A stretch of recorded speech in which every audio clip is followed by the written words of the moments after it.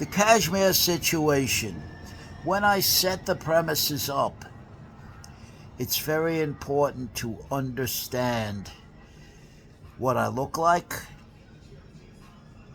a little bit of the biography, the age, the infirmities, and put into a context and into a very careful time frame.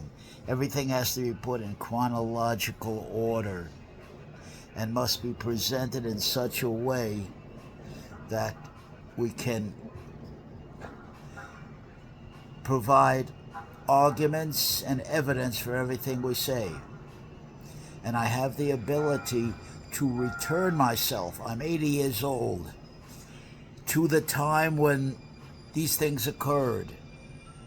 And I can remember with an aha gestalt experience to demonstrate the accuracy of what I'm saying. Because what I do is I investigate everything.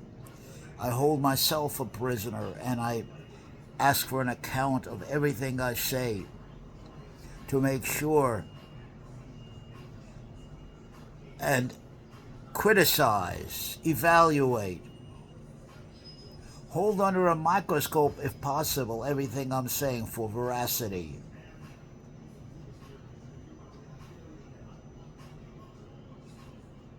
I can tell you for absolute certain, libido, and I made it in the sense that Professor Freud meant it, as an all-encompassing term, and also, of course, raw carnal sexuality, of course that, fantasy, but everybody's different.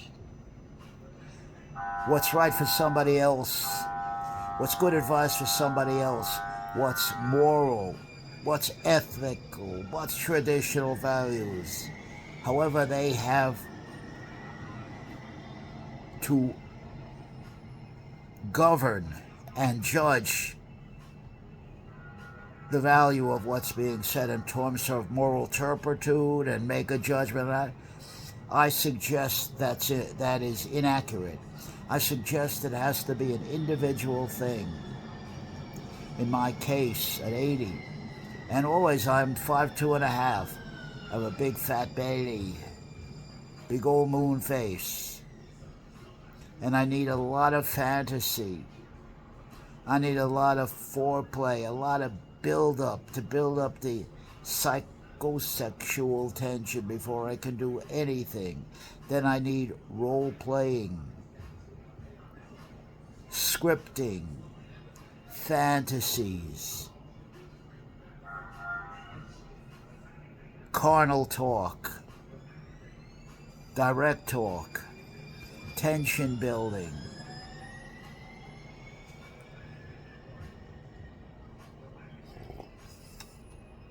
role-playing, role reversals,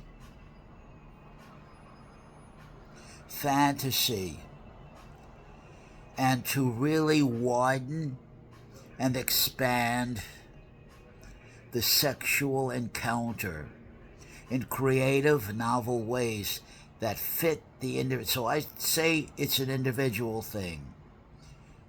To make a long story short, it's an individual thing. It has to be handled on an individual basis. What's good advice for one individual is a bad advice for somebody else. You tell a hungry man, for example, you shouldn't eat peanut butter and jelly, something like that, because it's bad for you.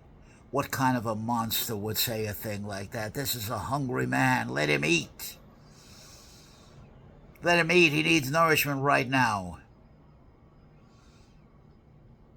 Now to give him a moral argument, to give him a traditional values argument, to give him a sermon is exactly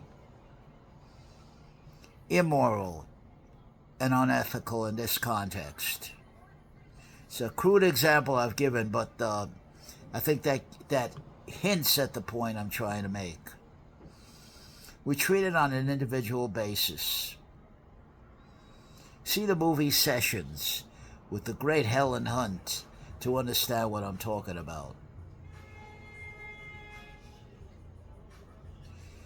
I suffer from erectile impotence. I've suffered from that all my life. So for me to be effective, I need a lot of fantasy, a lot of pure carnal sexual talk, a lot of tension building up, a lot of scripting, and so on and so forth. Somebody else does not need that.